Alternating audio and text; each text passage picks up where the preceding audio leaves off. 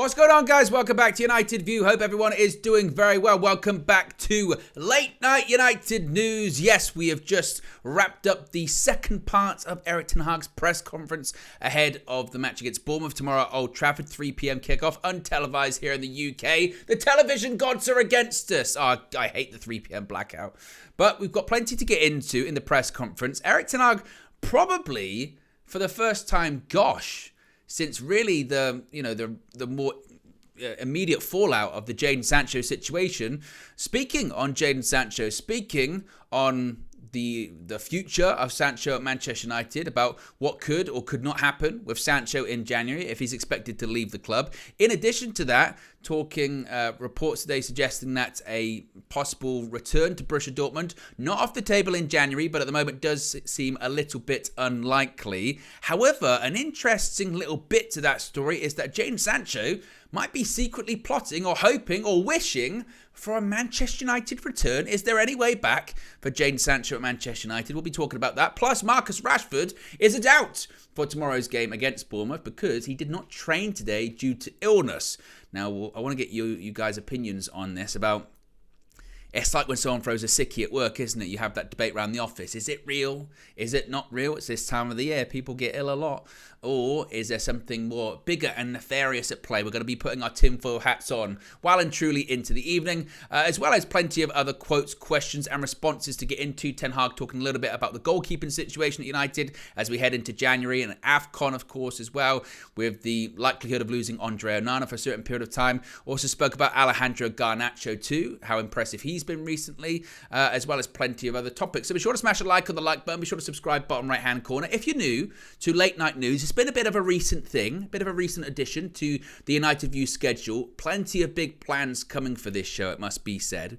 Or the way that it's all changing. It's all changing. You know us at United View, we like to build things up organically, change things, give you guys what you want. People have been enjoying this as it's a bit of an everything show, isn't it? Yeah, there's the embargoed part of the press conference, which is usually the juicy parts, the really interesting questions, the probing questions you get. Also, you get stories that break later on in the evening, the day before a match as well. You get a lot of international viewers watching from around the world going, finally, I can watch it at a time that's more fitting for me. So it's a bit of an everything kind of show, isn't it? Certainly. So, as always, let me know where you're watching from, whether it's halfway across the world from where I am, whether it's morning, evening, afternoon, whatever it may be. Some people over here in the UK, they're just night owls, right? They're just night owls like me, more productive late at night.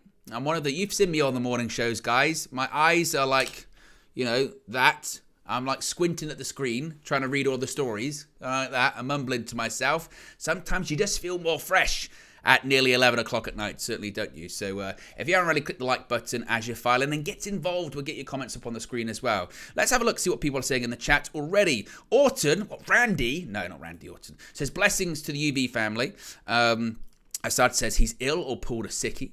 JK says Rashford needs a time out. Nikhil says big up to yourself. Christian says evening all. JK says no way back for Jadon Sancho as well. We're going to be getting into it. Minna's in the chat as well. Big up, Minna. We got Kristen watching from Colchester. Nikhil watching from New Zealand. Billy Nuts. Yes, Billy Nuts. Wow, it's just a good name, actually. I'm not even going to go there. He's watching from Manchester as well. So, yes, let me know where you're watching from, as always. Where shall we start? Well, let's do something a little bit different this time around. Usually we go straight into the embargoed part of the press conference, but there are some stories that I want to get to first, and then we'll go into it. And maybe we just sort of do the story and then maybe some comments that Erik ten Hag has made about certain things and certain players in the embargo part of the press conference. Let's start off with Marcus Rashford. Just as I was kind of wrapping up the press conference, it was then reported maybe about an hour or so later, something like that, maybe a bit less than that, half an hour, 45 minutes or so. Officially, it came from Manchester United that Marcus Rashford missed training today due to illness and is a doubt for the Bournemouth game tomorrow. He joins the likes of Victor Lindelof, who's also not available for tomorrow's game. Of course, Lindelof did start against Chelsea. He was substituted at half-time. Sergio Reguilon came on. Luke Shaw moved to left centre-back.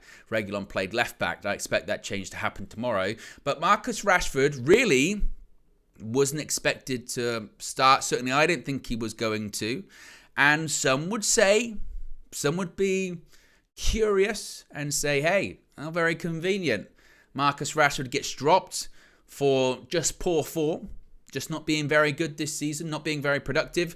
In our worst performance of the season against Newcastle, he was our worst player. I mean, sort of a double whammy. Worst performance of the season as a collective and worst performance probably individually as well for Marcus Rashford. And it had been progressively getting worse for him to the point where the player who was seemingly undroppable under Erik ten Hag had to be dropped for not only his benefit, but the benefit of the team as well. And we played so well against Chelsea that most people, myself included, said there's no way Marcus Rashford can come back in. Alejandro Garnacho, left-hand side, that's his spot. Scoring goals, getting assists, contributing to play, both offensively and defensively. Right-hand side, that's where, of course, Rashford had been playing in recent weeks. Anthony came back in, had one of his better games in a Manchester United shirt. And Rashford doesn't like playing on the right-hand side. He said so himself in that interview he did with Gary Neville, was that earlier this year? Now, he did come on against Chelsea, came on for Rasmus Højlund towards the end of the game, and really, once again, I know there was not a lot of time left in the game, but left a lot to be desired in terms of work rate, body language, attitude, and also just what he contributed to the game. So most people said, hey, don't think Rashi's starting tomorrow, and now he might not even be in the squad at all due to an illness. Now, this is one of those weird ones, isn't it? Because now you've got this discussion. It's a bit like the Raphael Varane thing. When Raphael Varane wasn't involved on Wednesday because he had a bad back, because he's not been playing anyway, and there's been those reports and all this kind of stuff, there was this, he's got a bad back, does he? Oh, we shall see about that bad back. How bad is it really? So it's the same thing with Rashford here about going, he's ill, is he? The day before a game? Oh, very convenient. I mean, who knows? Who knows? It could be something. It could be nothing. I would expect Marcus Rashford to be back in the squad for Tuesday against Bayern Munich. I don't expect him to start. I didn't really expect him to start anyway. But if anything, his absence makes it even less likely that he's going to be starting against Bayern Munich. Again, I didn't think he was going to be starting, but you've now got a player that's out of form. He's recovering from an illness, if indeed it is true, which we've got no case to suggest that it isn't. And also out of match rhythm. The player who's in his place is playing particularly well too. So you've got a variety of different factors playing against him. Now, Erik ten Hag was asked about Marcus Rashford in the press conference, as well as Garnacho and things of that nature. But he was asked about Marcus Rashford. And it kind of pertained to Alejandro Garnacho and the work rate that we have seen. I think a lot of people have been particularly impressed with Garnacho, not only in terms of what he's been contributing with his goals, one Premier League goal of the month against Everton with the incredible overhead kick, bicycle kick, whatever you want to call it, but also scored away from home against Galatasaray, roof of the net, got assists against Chelsea in the week, but also it's been his defensive work off the ball. It's been his work rate, his willingness to track back and support his fullback, whoever's been playing there, whether it has been Shaw, whether it's been Dalot, whether it's been whoever. Garnacho's work rate off the ball and his defensive work has been really admirable. So the question that was put to Ten Hag in the press conference today was, given that Alejandro Garnacho is younger than Marcus Rashford, is it easier to convince him to do the defensive work? Rashford's more experienced. He's played for many managers. Is it easier to convince a less established player to do exactly what you say to the T? And Erik ten Hag said no. Rashford knows exactly what to do. In football nowadays, it's not possible for you not to do your job. All players have to do it. If you don't do it, you can't play. But then he kind of caught himself, Ten Hag, because he said, but that doesn't pertain to Marcus Rashford in particular. He is doing the job as well in general, which I thought was interesting, because when he said, if you don't do it, you can't play, I thought, hey, that near enough sums up the reason as, for me, why Marcus Rashford was dropped for the Chelsea game. Because not only was he he hadn't been doing his job offensively all season, scoring goals, getting assists, contributing. He was never the most sort of defensively minded player anyway, but when you're scoring 30 goals in the season, hey, you don't take a player out of the side that's scoring that amount of goals. But when you're not doing your job offensively, and then you never do it defensively either, you are being carried. The team is playing with 10 players in that instance. And that's what it's felt like with Marcus Rashford this season, hasn't it? Just, is he even on the pitch? When he does touch the ball, he gives the ball away and doesn't help out defensively as well. So we're defending with 10 as opposed to defending with 11. But he did catch himself, Ten Hag, and said, well, and I'm not saying Marcus Rashford does that, but Rashford is doing the job in general. But I think it's an interesting question that was asked of Ten Hag, because that's been one of the criticisms towards him. And I think it's maybe a valid one, to be honest with you. And of course, look, I back the manager, want the manager to stay, want the manager to succeed and do well. And I think some of the media narrative around him has been frankly disgraceful. I mean, actually, we should probably go to Kenny for comment on that. Kenny, what do you think of it? Disgraceful. Absolutely disgraceful. Couldn't agree anymore. But I do think, when it comes to that criticism, I think it is a valid one. That maybe Ten Hag struggles to manage the bigger, more established personalities. But I would also say is I think that we have seen that at other clubs with other managers in the Premier League. And I think a good example of that is Mikel Arteta at Arsenal. Look at some of the bigger, more established personalities he had to deal with when he came through the door there. Mesut Ozil, Aubameyang, Lacazette, David Luiz. Those players that had, big careers, successful careers certainly as well. And when maybe you're a bit older and you've certainly got a manager that you feel like hasn't achieved that much. Because remember, when Arteta comes in, what's he done? He was Pep's assistant manager. But as a coach, as a head coach, what's he done? What's he achieved? So you look at him and go, this guy, I don't know what they're talking about. I don't know. Who's this guy telling me what to do? And sometimes you need to bite the bullet and say, well, if I can't manage them effectively, then I guess I got to get rid of them. And that's what he did. And now he's got a dressing room. It's no coincidence that their team is very young, filled with the majority of sort of younger players that are willing to listen and are sort of charmed by his spell and will follow his instructions to the letter.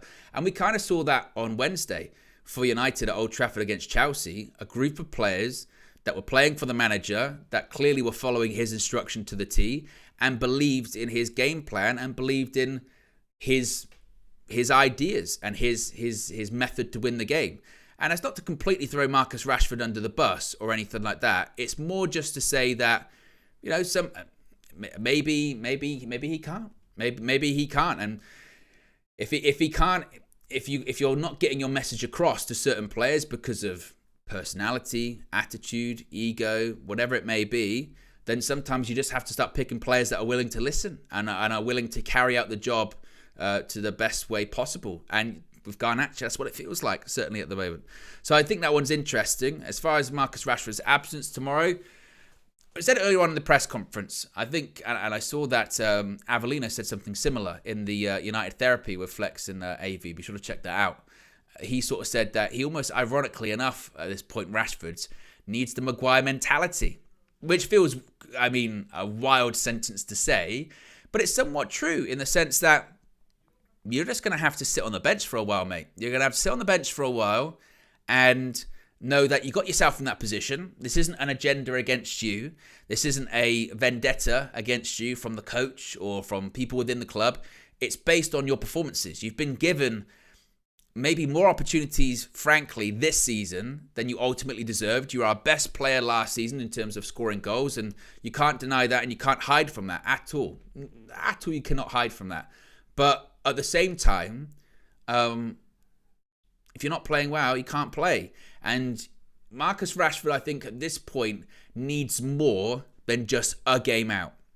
He needs more than just a couple of games on the bench. He probably needs to sit on the bench for, a month and a bit, or until the other people in his positions, particularly the left wing, either get hurt, suspended, tired, or they just stop playing well. Then you take your opportunity. That's what happened with Harry Maguire.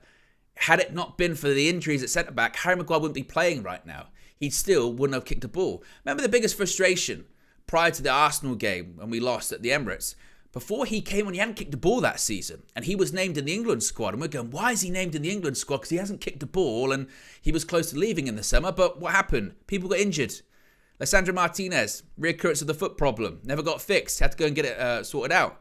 Rafael Varane, same. Injured. Even Lindelof was kind of struggling with injuries. Luke Shaw, also as well got injured. We were at a crisis when it came to centre-backs. We only had Harry Maguire and Johnny Evans available for us in those positions. And then Maguire, through circumstance and the ability just to remain available throughout that whole time, played himself into form and was offering more, which again seems crazy to say, but in terms of consistency and availability, was offering more than Raphael Varane, and he finds himself in a situation where he's in right now. Now, as far as him getting maybe Player of the Month, that one is kind of a bit with that one. I push back on the Erik ten Hag getting Manager of the Month. I've seen some bitter bastards today on social media. I really have. Piers Morgan, Richard Keys going, how's Erik ten Hag got Manager of the Month in November? I mean, some people's lack of comprehension about the Premier League Manager of the Month, I mean, keywords there, Premier League, month, November, the lack of comprehension with that today is staggering.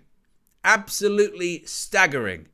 I saw Richard Keys, right, go on social media today and say Erik ten Hag shouldn't have got the Premier League Manager of the Month for November because he lost games in the Champions League and the League Cup.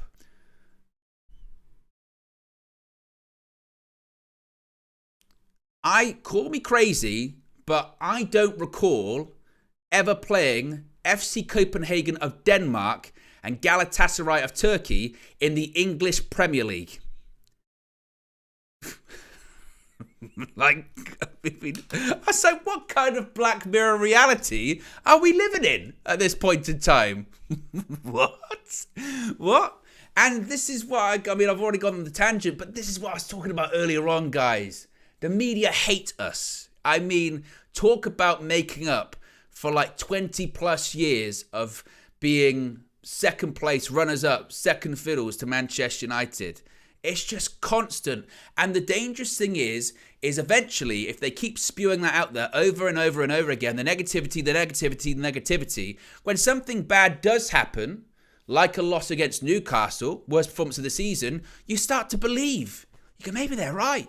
Maybe, I mean, I thought they were lying, but maybe they are right. Maybe he is a bold fraud. Maybe he is that. Maybe I'll have to agree with them. And they're just negative, is what they are. Absolutely negative, and they're just full of it. Really, really are, certainly. And it's been a wild day, certainly, with that. I can't believe it. Super chat here from Dylan, appreciate the contribution, says, it's the beginning of Rashford's recovery. Look, maybe that's what it takes. Sometimes you have to almost hit rock bottom to work your way and build yourself back up. Certainly, don't you, right? And I think the best thing for Marcus Rashford at this point is time out of the team. I think the best thing for Marcus Rashford is to maybe get out of the spotlight as much as he can, and that's by almost not playing matches a little bit. I mean, Maguire, I think, is a great example, and I'm not like Maguire long-term in or anything like that, but when he was constantly on the bench, he was almost out of the spotlight as much as he could be on a weekly basis. I mean, once he got back on international duty, he got firmly back into it, which was very frustrating at times. But if you're on the bench every week and you're not playing as much football, sometimes, you know, the story can be about your continued time on the bench. But it's a bit like the Varane situation, isn't it? A couple of weeks, it's a big deal, and then if you're just constantly on the bench, eventually people stop caring. They just go, well, I'm going to focus on the people that are on the pitch, realistically, right? So, I think that's an interesting one for Rashford. So, as of right now, he's a doubt. Still could be, I guess, involved, but they're saying he's a big doubt for tomorrow.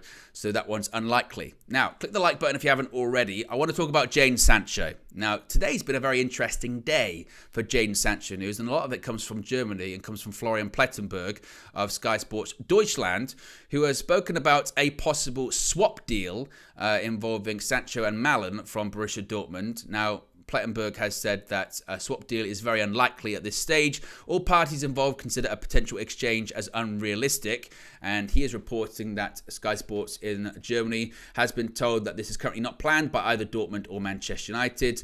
As been reported previously, Malen does want to leave Dortmund in the winter, but inside Manchester United, he's not a hot topic as of right now. But he is part of the same agency as Erik ten Hag, which appears like certainly that means Manchester United could possibly do the deal if indeed they wanted to.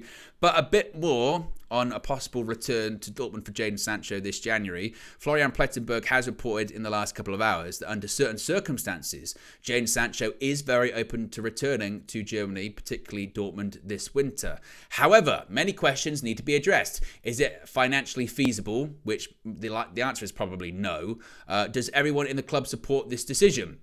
At the moment, according to Florian Plettenberg, there is no direct contact. But this is the key line here. The key line here from Florian Plettenberg from Sky Sports Germany is that secretly Jadon Sancho's desire is for a restart opportunity at Manchester United.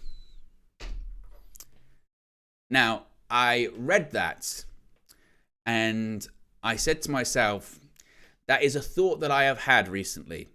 But my feeling is, and this is just a feeling, this isn't like an inside scoop, this is just me at 10 past 11 on a Friday night, being honest with the audience that's watching.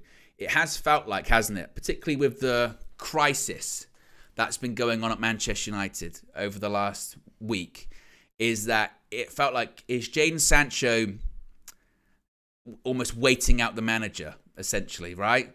I don't want to leave Manchester United, but I don't want to apologise either. Hey, if results keep getting bad, if the dressing room is totally against this manager, then hey, maybe January will come and go and I'll still be a United player because he'll be gone by then. And maybe earlier on this week, that might have felt like a feasible, realistic situation. But honestly, as I sit here today, before a match, the next 3 games could be really bad for Manchester United. 2 of them I expect to be bad. You know, I think this week's going to be a bad week for United, honestly. But I don't think it's going to be the end of Erik ten Hag. I don't. Because looking at the Premier League table, it's a very tight bunch. And I feel like United are going to be in the conversation for Champions League football until the end of the season, honestly. And as long as that's the case, I think Erik ten Hag will still be in charge. So if that's the case, I think Jadon Sancho should probably start looking elsewhere if he doesn't want to apologise. Now, that was one part of the story, the first part of it. And Erik ten Hag was actually asked about Jadon Sancho in the embargoed press conference. And really, as I said at the top of the show, probably spoke more in depth about Sancho, or the most in depth he's spoken about him in really several months at this point. Now, this really stemmed from an interview that Erik ten Hag did with the Times earlier this week. And in the interview, he said that he wouldn't do things differently regarding Jadon Sancho. And the question was brought up to ten Hag, then if you wouldn't do things differently, we know the situation, it's still a stalemate, is it only right that Sancho has to go in January? And ten Hag usually would say, or has said in recent weeks, I've got nothing else to say, basically. I've got nothing else to say. Everything that has needed to be said has been said. But this time, he said a bit more. He said, quote, "So, it's about culture, and every player has to match certain standards, and it was about that. So what will happen? Yeah, he knows what he has to do if he wants to return, so it's up to him." And the follow-up question to ten Hag was then, so what's happening now then? Surely that can't continue. And ten Hag said he knows what he has to do. It's up to him. So seemingly, if you take Erik ten Hag at his word there, which some people would say, why on earth would you do that in a press conference? Because Erik ten Hag can say one thing in a press conference and do another in reality. But the situation hasn't changed regarding Jadon Sancho. If he apologises, Erik ten Hag seemingly is saying that he'll integrate him back into the squad and he'll bring him back in if he apologises. But as of right now, Jadon Sancho hasn't apologised, so he's not being brought back in. And if every time I bring this up, I know some of the responses that are coming. Well, if Jadon Sancho doesn't feel that he should apologise, then, or doesn't feel like it's right to apologise, or if Jadon Sancho feels like he's right, then why should he apologise? I don't think anyone here is saying Jadon Sancho has to apologise, like that's what he has to do. But if he wants, he does have to do it if he wants to remain at United. No one's forcing him to, in terms of, I know threats of violence against him. Apologise. If you wanna be a Man United player, apologise and let's move on. If you don't want to be a Man United player and you want the circumstances to remain as they are until you leave, then keep doing what you're doing. And I still, that whole situation, I still find it kind of remarkable that people, Jadon Sancho might have legitimate gripes, and some of them might be, as I said, valid, where he feels like he has been treated unfairly, and other players get preferential treatment, and that's not fair to him. But on the flip side of things, Erik ten Hag might feel like, look, I've tried everything with this guy. I gave him time away. I supported him through that. I thought that would be beneficial for him. We tried to help him. I offered him up coaches that I knew personally that could treat him right and help him and get him to the place that he needed to be. And then for him to come out afterwards and on social media and essentially call me a liar and say that I'm scapegoating him. I can't take that, publicly, professionally. If I back down from that, then my credibility with these players as an authoritarian is completely ruined. So I have to stand my ground here. I just feel like it's Jadon Sancho, in terms of the reaction, just not living in reality, because as I've said time and time again, I think most people have found themselves in a situation where you feel you're right. You've had an argument, a disagreement with someone, and you feel you're right. You do. You go, I feel like I'm right, and I'm not going to back down from this. And you go, okay, but usually when you don't back down from a situation, it leads to the two people involved going like that. There's no kind of making up, is there? Because to make up and to reunite and put things in the past, there has to be compromise. There has to be both parties sort of admitting their respective faults. And if it's someone that's more senior than you and it's in an organizational situation, so if it's at work, you have it out with your manager or your boss, yeah, I think I'm right in this situation, eventually you're going to have to apologize to your boss, you're going to end up getting the sack. Like, that's just, that's the way life works, certainly. So as of right now, I think if Sancho's planning on waiting out Erik ten Hag at Manchester United, I think that it's not going to work. I think Erik ten Hag, minimum, is going to be there to the end of the season, which is good. I want him there for the long term because I think Manchester United need sustainability, and I think Manchester United need consistency with whoever's picking the team, and should be afforded plenty of time through ups and downs, honestly, throughout a turbulent period in United's history as well.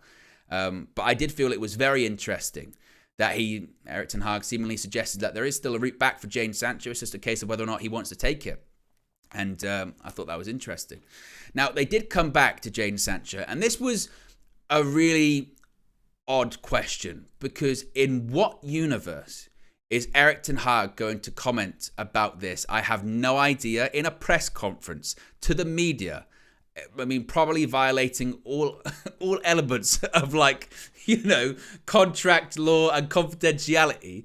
But one of the questions, I think it was from Jamie Jackson, right?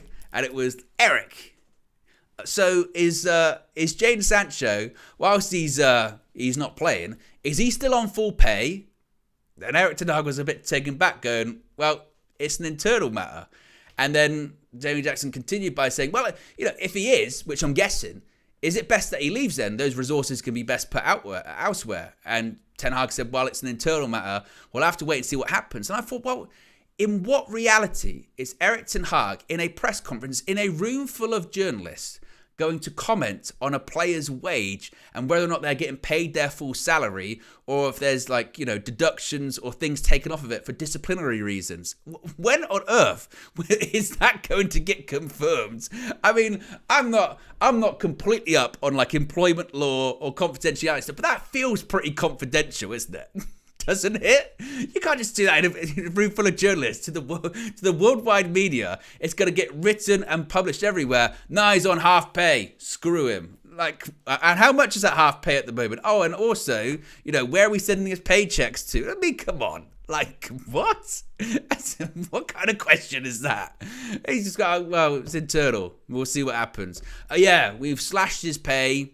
We're looking to move it elsewhere. We're looking to pay. Once we get rid of him, we're gonna use his wages to buy someone else in January. It's just what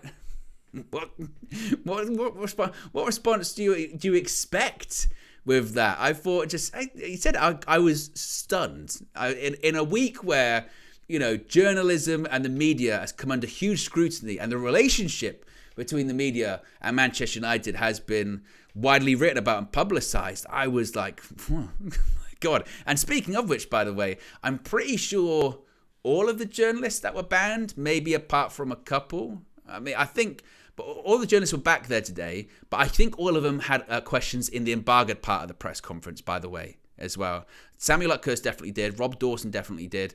Obviously, Carvey wasn't there, so I don't know who the Sky journalist would have been there. And the other one was David McDonald. And I think maybe he got a question in the embargoed part. I'm not sure. But yeah, that was a strange question. But to be fair, look, Jamie Jackson, I know that from all I've heard, is a really nice guy. But I just thought it was just like, there's no way he's going to answer that question in the press conference. It was kind of crazy, to be honest with you. I was like, oh, wow, that's not going to happen. So just to wrap up on Jadon Sancho, and you can let me know in the chat as well. I'll get to see my comments in just a second.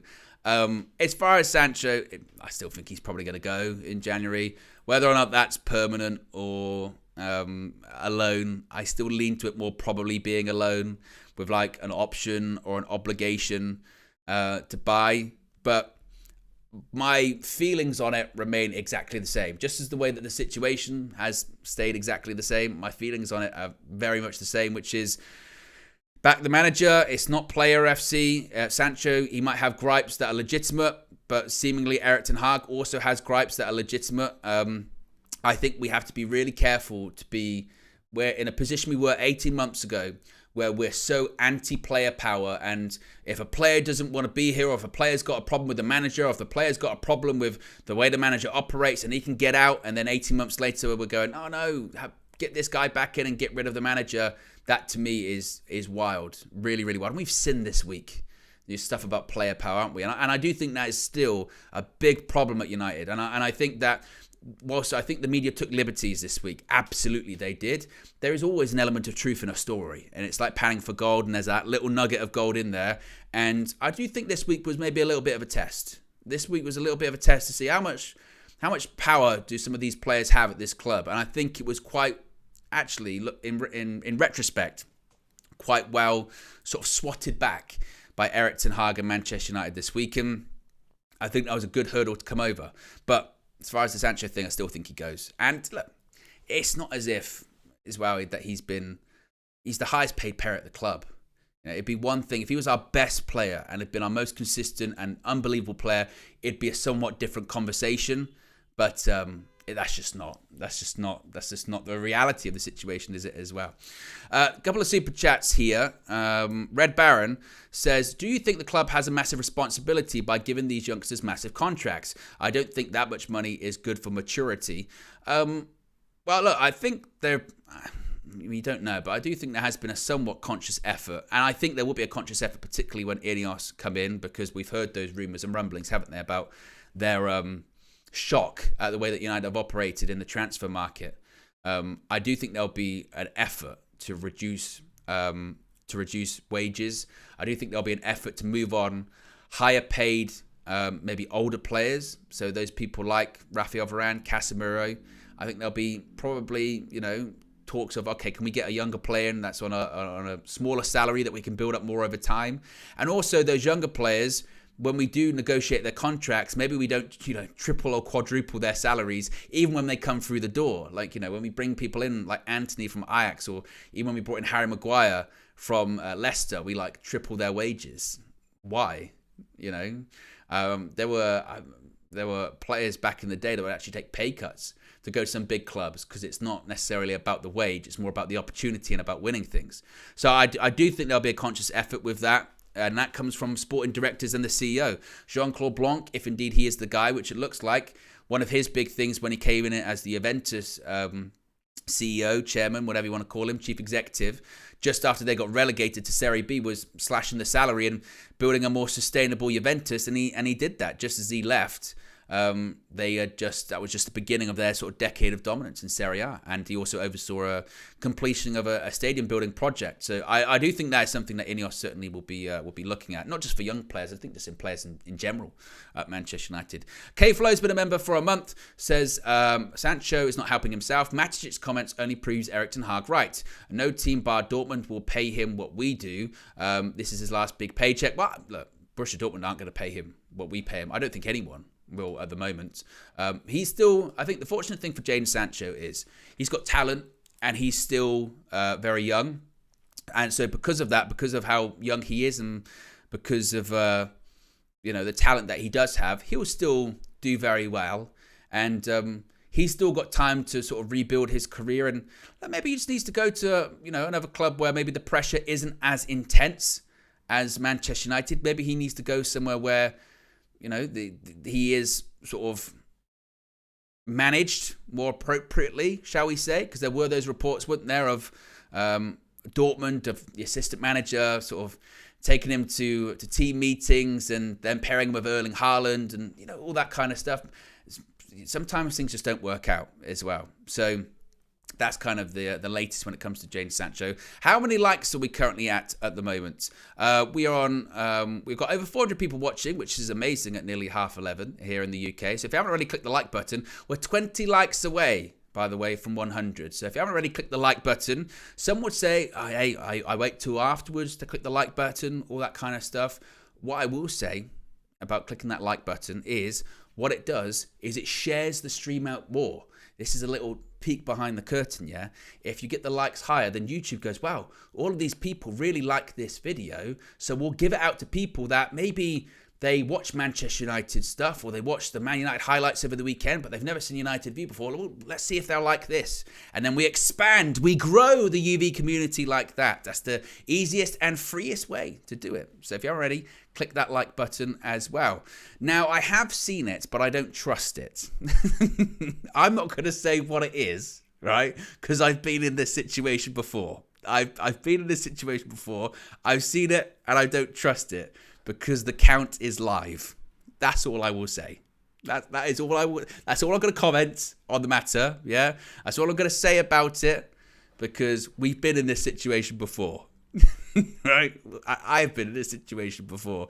I'm not going to say anything. I'm not going to do the flex judge. I'm not going to touch anything. We'll wait. We'll wait to the end. We'll wait to the end, and then I'll be all conquering Thanos. See? Fuck. That's why. That's why. You better watch out, because we are come for you. See? Oh, sorry. I didn't want to talk about it. That's why I just didn't want to.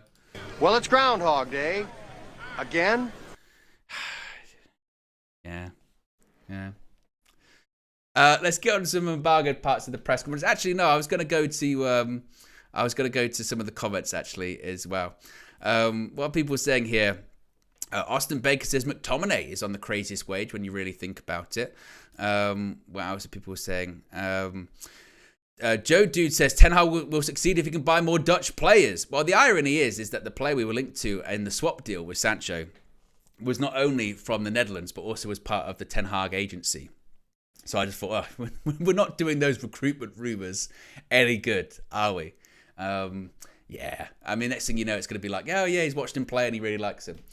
So a couple more questions in the embargoed part of the press conference that I did want to talk about. The first was about AFCON and the goalkeeping situation at Manchester United. Ten Hag was asked, obviously, AFCON coming up. You brought number 2 goalkeeper in the summer in Bayern Deer, but could you look to go into the market in January for possibly another cover? And Ten Hag said, we need 3 very good goalkeepers for a successful season.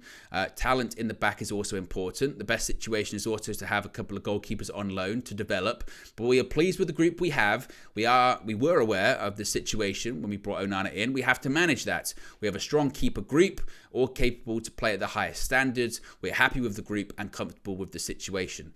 Now, with Onana and Cameroon, it is a bit of a strange situation, isn't it? Because still there is like this weird is he not kind of situation. Remember that thing when you got like a flower, do they love me, do they not, do they love me, do they not? Is Onana going to AFCON, is he not? I mean, if I found someone doing that, I'd be very concerned. I think that's very alarming behaviour to be alone with like a flower. What are you doing? You working out your crush? No, I just want to know if Andre Onana's going to AFCON. You blow. Okay.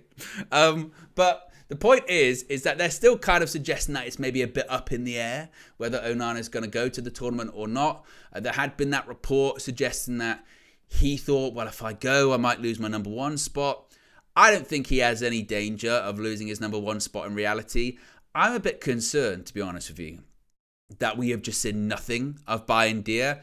I would have hoped that we would have seen like at least one appearance or a couple of appearances of Bayindir just to get a look and see how comfortable he was, because there's just something that makes me a bit nervous about this guy making his full Manchester United debut really in the Premier League in some important January games when we just never seen him. And it's not necessarily to question his ability, but you've seen someone like Andre Onana, who's experienced. He played in the Champions League final last season. He's gone far in European competitions. He's won trophies in countries that he's played in. And look how long it's taken him to adjust and manage the weight of that shirt and deal with the pressure and the nerves involved.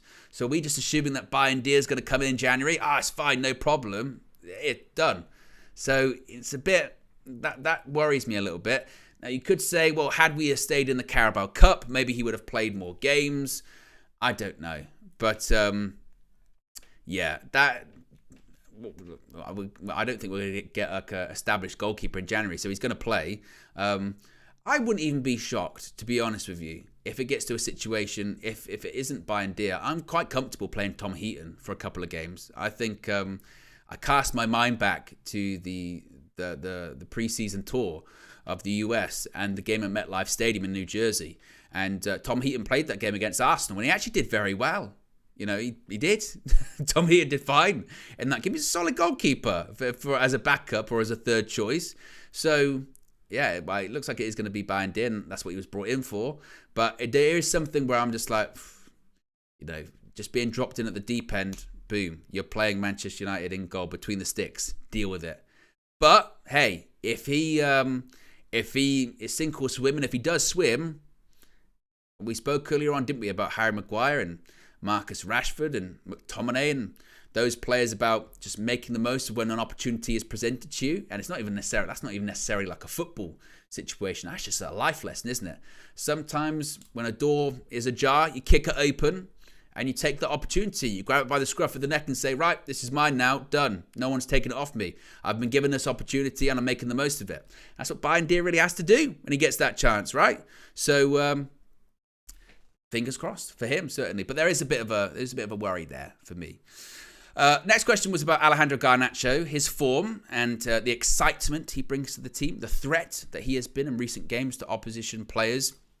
And Ten Hag was asked, it must be difficult to leave a player out like that. Does it show that if indeed, like we were just talking about with the goalkeepers, if you take your chance, you'll give them more of it in the future? And Ten Hag said there is big potential and a lot that he can build on, but we're happy with how he's performing at this moment. We are happy with his contribution. Always the base has been the defending part, but now attacking wise, he has key actions, getting goals, assists, and a goal threat. And I found that very interesting that he said that, because Ten Hag has mentioned this a few times in his press conferences and in his interviews. He has said that, you know, that we defend with 11 and we attack with 11.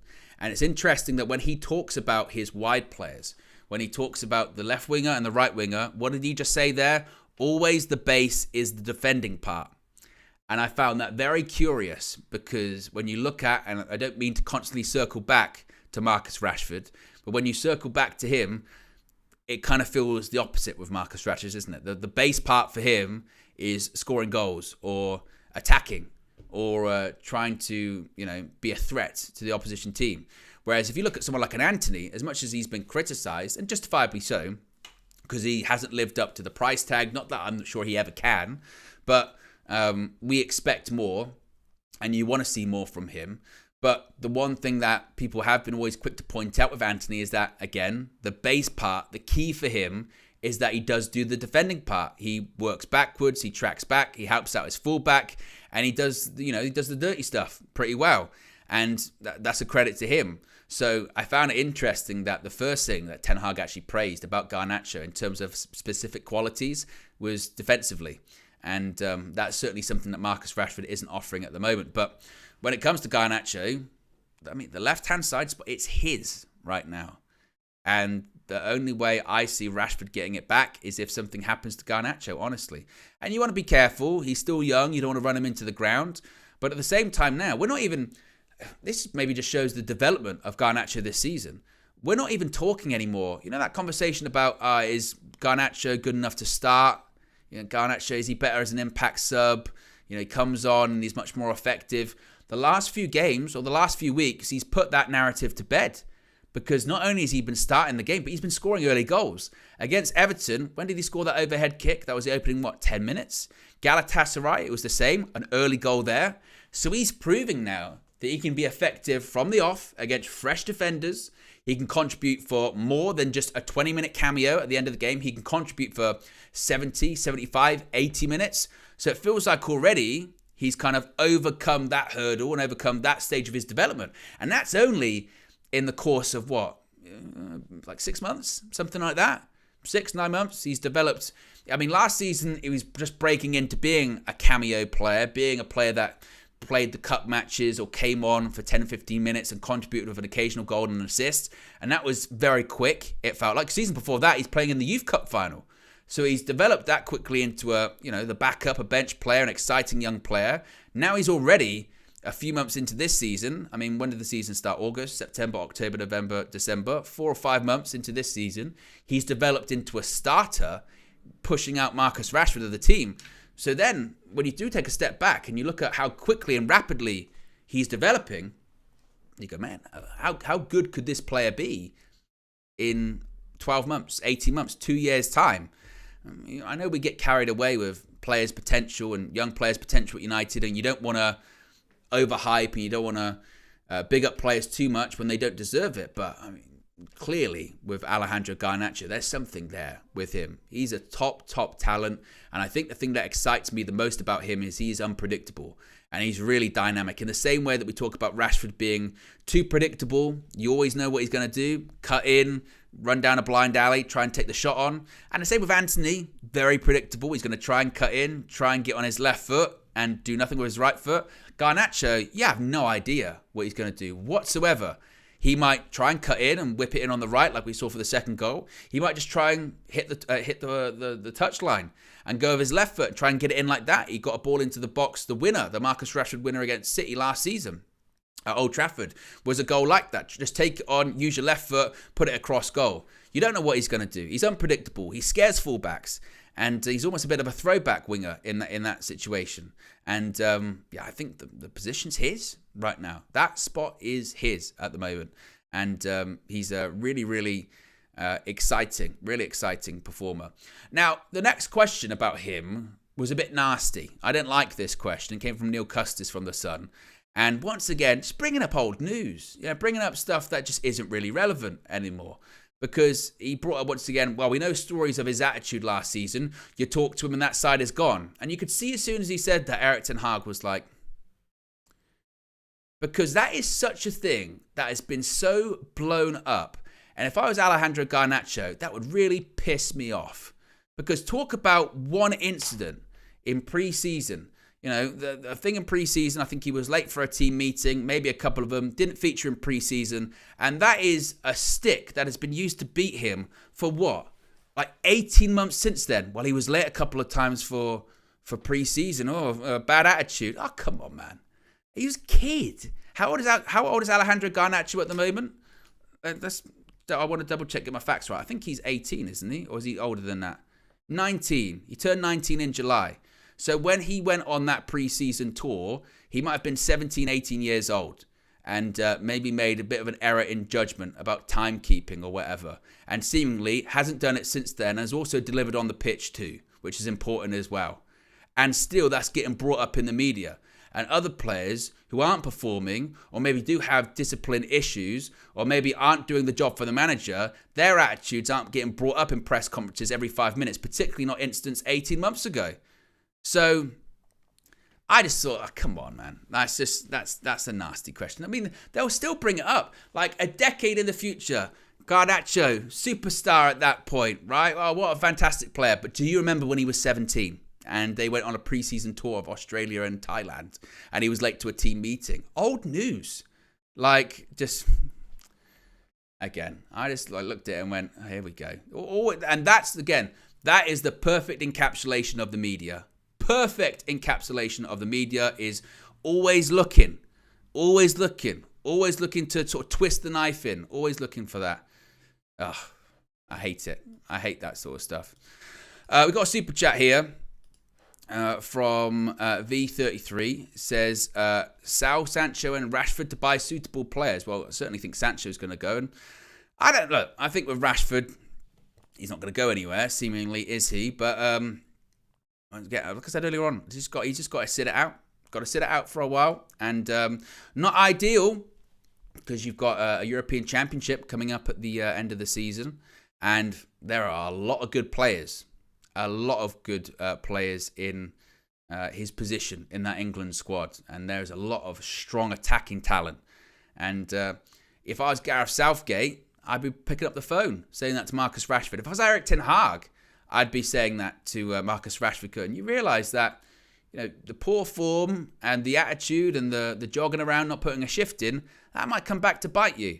Because let's face it, England, they're one of the favourites to win the European Championship this coming summer. And it's England. I still will believe it when I see it. It's Gareth Southgate. I'll really believe it when I see it. We're not the only good team in the tournament, but we should be going a long way in that tournament. And if I was Marcus Rashford, I'd be thinking to myself, man, I don't want to miss out on that. Like, there is a real chance I could be a part of history, and I've got to make sure I'm involved. So, yeah, I think that maybe someone has a word with him about that. So we spoke about, obviously, the stories about Jadon Sancho and Ten Hag talking about that. Ten Hag was also asked about player contracts, saying this time last year, you extended a few people's contracts using the plus 1 year extension. Players like, I think it's Lindelof, Wan-Bissaka, and some others, their contracts are coming up, so are you going to extend them? And Ten Hag said, when we have news about that, we are discussing things, but when we have news, we'll bring it to you. He was also asked about Sergio Reguilon, saying, obviously, there is a clause that he could go back to Spurs in January, but given the fact that Malacia's had a bit of a setback, is Reguilon set to stay for the rest of the season? Ten Hag once again said, we have to make our final decision on that, but there's also another club involved, Spurs as well, so if we know anything, we'll let you know. I certainly hope so, that Reguilon will stay to the end of the season. Also because, again, we still need that cover. Malacia, he has had a setback. They said he's going to be back in the early part of the new year. What that means, we still don't know, honestly. We have no idea what that's going to actually look like for Malacia. But I want Reguilon to start tomorrow. I think Reguilon's done well. I don't, long term, should he stay post, the end of the season? Let's see. Let's not go too carried away. Played very well though against Chelsea when he came on. Hope he starts tomorrow. And yeah, I think I really like his link-up play with Alejandro Garnacho. So yeah, I think with him, hopefully he starts. Also, as well, speaking of the January transfer window, Erik ten Hag was asked, are you expecting to make any changes in January? Any big signings, anything like that? And Ten Hag repeated what he said to the Andy Mitten publication in the week. I forget what it's called. Is it United We Stand magazine? And when he was asked, do you expect to buy anyone in January? And he said what he said here. He said, I don't think so, but a lot is going to happen in the winter, but we have to be prepared when opportunities are there or uncertain circumstances or surprises arise. We have to be ready to act. And this is the thing. I've said this quite a few times. Honestly, do I expect us to do any business in January? I do think we'll sign a couple players here and there. Not permanently. I think like last year, we signed Jack Butland, didn't we? Who's no longer at the club, he's at Rangers. We signed Sabitzer on loan, end of the window, but that was only because Eriksen got injured. And we also signed Weghorst. And obviously, none of those three are at the club anymore. I think it'll be a similar situation this January, honestly. I think that it will be a similar situation. We might get a couple of players on loan if it's needed. If injuries happen, we might do that. There's talks about a possible striker. Could maybe see that happening. Again, whether that's permanent or not, I don't know. I don't think Ineos are going to have any involved. It's not going to be Ineos cash, put it that way, because I don't think that's going to be done from a regulatory point of view in time. But I think we might do a couple of loans. It will depend on outgoings, honestly. I think my biggest frustration is that it's kind of this sort of misnomer, isn't it? That you can't do business in January, because you can. It's been proven that you can. We've proved it that we can. We signed Bruno Fernandes, Patrice Evra, and Nemanja Vidic in January. So, of course, you can do business. Like with anything, like with any window, there's a pool of players that are available. And there'll be a pool of players that are available this January. The problem is just United can't participate in that. And if any player suddenly becomes available for financial reasons or falling out with the club or falling out with the manager or a club isn't performing very well, United can't like jump into that race like maybe they could have previously. You know, like a couple of seasons ago, I remember Luis Diaz and Julian Alvarez were available in January. We couldn't do anything because we didn't have the money. Same thing this time around last year. Cody Gakpo, he was available, wanted to come to United, but we couldn't jump into that because we didn't have the money. João Felix, again, I don't think that we should have because that loan was way too expensive, but we couldn't even bother participating in the discussion because we didn't have the cash. So I think the biggest frustration is that actually we can't really jump into those things if indeed someone becomes suddenly available, which is frustrating. But I do think we'll do some business, but nothing major. I think that's all to come in the summer, certainly. But there you go, guys. Look at that. Rapidly, we ran out of time. What a fast hour. I very much enjoyed it. I always enjoy the late night news shows. As I mentioned, we've got quite a lot of plans. And by the way, I mean that legitimately. I hate when people say that. You know what I mean? You know when people always go, we've got big plans or can't talk about projects, sort of thing. But we've got quite a lot of fun stuff lined up with this. So if you do enjoy these late night news shows, let us know in the comment section below. Hit the like button, subscribe, all that fun stuff. You know what to do. I'm always more productive. Always more productive as well. Dylan says Greenwood loan back in January. He's going to stay till Getafe till the end of the season. Certainly. And by all accounts, they want to keep him. So I don't think there's going to be any change or anything like that. I think all parties are probably very happy with how that situation is playing out at the moment, honestly. So there you go.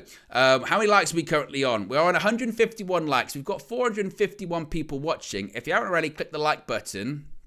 See if we can get it to 200. And I will now talk about it. I didn't want to talk about it, but I'll now talk about it. 158k. Round of applause in the chat. Round of applause. Yeah, you've all deserved it. You've all deserved it. You've all contributed. Thank you very much. 158. Son of a bitch. He could have been killed. You bastard. Well, it's Groundhog Day. Again?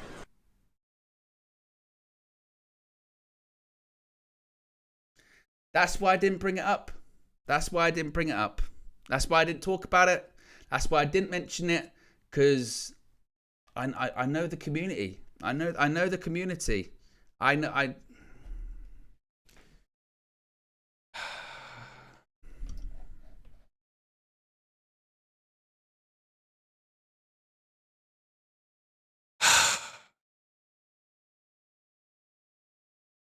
Why? Why'd you do this? Why? I know what it's like to lose. You've turned me into Thanos. And maybe like Thanos, I'm going to have to get my Infinity Stones and conquer the universe. Don't make me snap my fingers. Don't make me snap my fingers. I will do it. I will snap my fingers and the 158,000 of you that are subscribed to United View will be gone out of existence. Okay? Gone. Don't let me do it.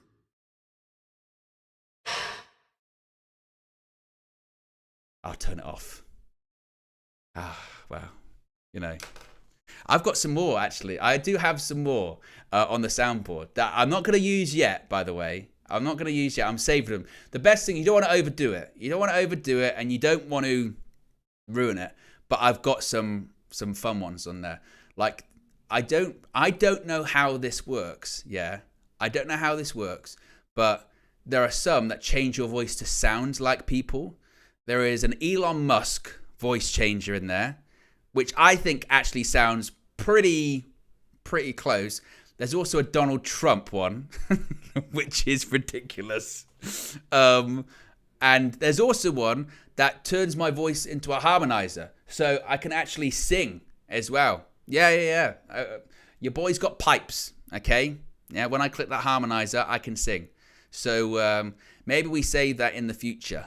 Yeah, maybe we save those ones in the future. The thing is, they actually do sound like the people if you can do a half decent sort of impression on them, but they sound alright. There's one that sounds like Joe Biden as well, which again was closer than I thought it was going to be actually. So maybe that's for other shows. Yeah, maybe that's for in the future if we do get to if we don't get the likes, hey, we don't hear from Elon Musk. We don't hear from the Elon Musk on the stream, or Donald Trump or Joe Biden, perhaps. I'm not sure why we would want them on the streams, but hey, that's what we get on these late night shows. Anyway, guys, look, I'm out of here. Have a great Friday. Tomorrow, it's match day, so we're going to have the match view. We're going to have, obviously, fan views, player ratings, road trips, full-time views. Sunday, we're going to have match day reloaded and also the full view, 7 p.m. Hopefully, we'll be discussing a victory for Manchester United at Old Trafford against Bournemouth and previewing certainly a big week ahead. Thank you very much for everyone that's stayed up late with me this evening, and I'll speak to you again very soon. I'm out of here. Peace.